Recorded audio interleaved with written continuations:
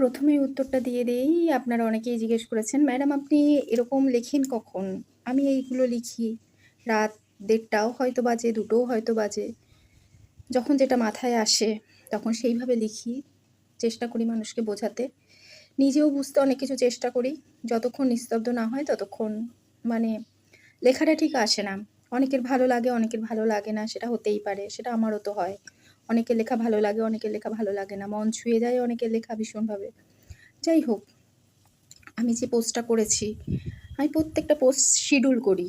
মানে যখনই যেটা দেখি মনে হয়, যেটা আমার খারাপ লাগে, সেটা নিয়ে আমি তখনই লেখালেখি করি। কারণ সেই জেদটা, সেই খারাপ লাগাটা, সেই অভিব্যক্তিটা না তখন যেভাবে ফুটে ওঠে, সেটা যখন সময়ের সাথে, সাথে আরও তো সংসারের প্রচুর কাজ আছে। সেই কাজগুলোকে যখন আবার সেই ভাগে, ভাগে সেইগুলোর টেনশনও থাকে।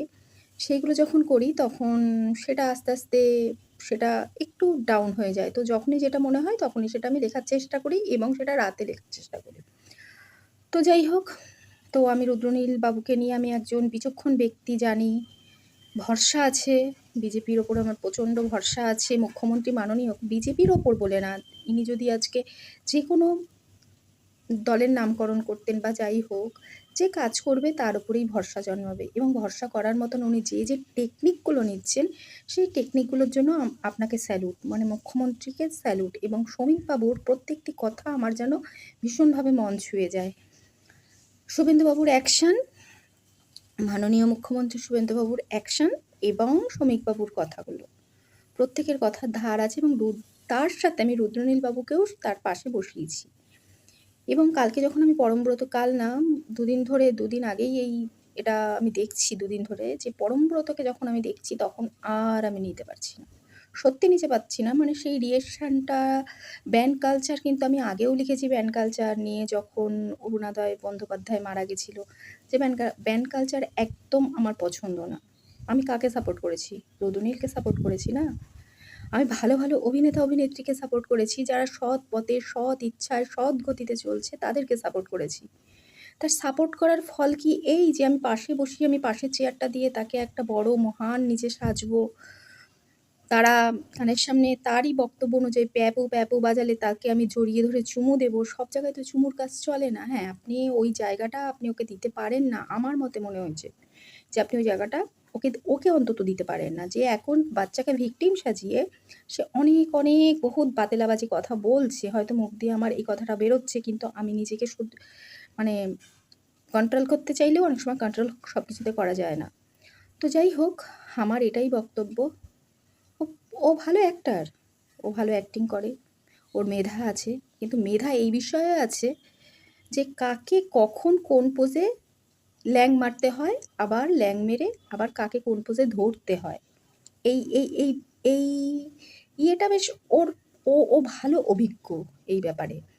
তো আপনি যখন ক্রাইসিসের সময় ছিলেন, রুদ্রনীল বাবুকে বলছি, তখন আপনি অনেক কিছু মিডিয়ার সামনে এসে বলেছিলেন যে ক্রাইসিসটা আপনার কীরকম ছিল এবং সেই ক্রাইসিসটা আমাদের মন ছুঁয়েছিল, আমাদের জনগণের মন ছুঁয়েছিল, যার জন্য আমরা এত কথা বলছি। এবং এবং জনস্বার্থে, আমাদের স্বার্থ নিয়েই আপনাকে বলছি যে হয়তো ব্যান্ড কালচার পছন্দ করেন না বা আমিও সেটা পছন্দ করি না। যখন সেটা আমি অরুণোদয় বন্দ্যোপাধ্যায়কে নিয়ে এত কিছু হলো, তারপরে তার সেই সমস্ত, তখনও তো ভোট আসেনি, সেই ব্যান্ড কালচারকে নিয়ে আমিও অনেক কিছু লিখেছিলাম।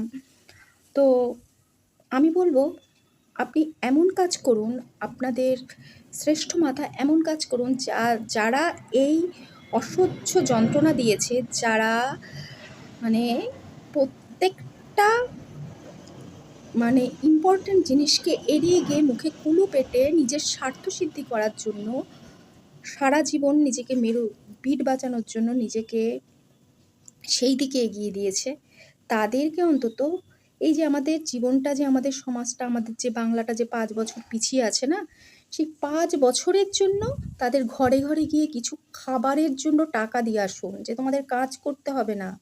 আপনারা সরকার থেকে তাদেরকে টাকা দান করুন। এমনভাবে করুন যাতে বহাল তবিয়তে না থাকতে পারে, যাতে বড়, বড় বাঁধ ঝাড়তে না পারে।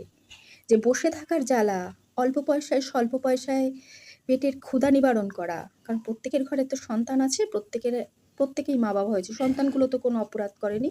করেছে তো তার বাবা-মা। কিছুদিন আগে মুখ্যমন্ত্রীর পাশে মুখ্যমন্ত্রীর হয়ে, প্রাক্তন মুখ্যমন্ত্রীর হয়ে মানে জায়গায়, জায়গায় রাজনীতি চালিয়ে গেছে। রাজনীতি না তো কূটনীতি চালিয়ে গেছে। আর তাকেই আপনি চেয়ারটা দিয়েছেন? এটা শোভা পায়? একটা চেয়ারের যোগ্যতা কত? আপনি তো নিজেও জানেন, আপনি তো একটা এডুকেটেড পারসন, যে ওই চেয়ারটার যোগ্যতা কত, ওই কনফারেন্সে থাকার ওর যোগ্যতা আছে কিনা। যতই ভালো অ্যাক্টিং করুক না কেন, ব্যান্ড কালচার ঠিক আছে, দরকার নেই। প্রত্যেকের ঘরে সন্তান আছে, তাদেরকে অল্প অল্প অল্প অল্প করে 5 বছরের জন্য পিছিয়ে রাখুন, তাতেও তো দেখে মানুষ শান্তি পাবে। এটাই হলো আমার কথা। ওর প্রকৃতিগত দিক থেকে, ওর স্বভাব চরিত্রের দিক থেকে সানন্দায় প্রচুর প্রচুর কিছু আগে বেরোতো, আমরা ভীষণ মন দিয়ে পড়তাম সেইগুলো। যাই হোক, ওগুলো তার ব্যক্তিগত জীবন। ব্যক্তিগত জীবনে কাউকে আঘাত করা ঠিক না। কে কার ব্যক্তিগত জীবন নিয়ে খুশি অখুশি সেটা তার ব্যাপার। সেটা আমার ক্ষেত্রে হোক, তোমার ক্ষেত্রে হোক, সকলের ক্ষেত্রে হোক। আমি কারোর পক্ষ নিয়ে কথা বলছি না।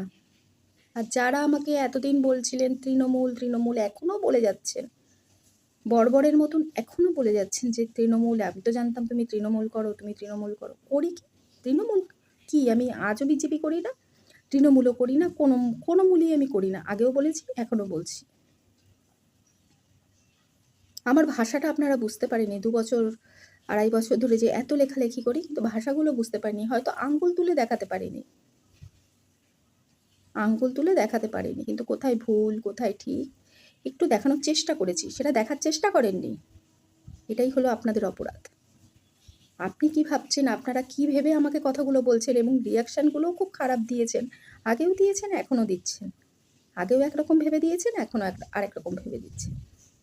এইগুলো করা বন্ধ করুন, নইলে কিন্তু খুব খারাপ। এই জিনিসগুলো খুব খারাপ জায়গায় পৌঁছাচ্ছে।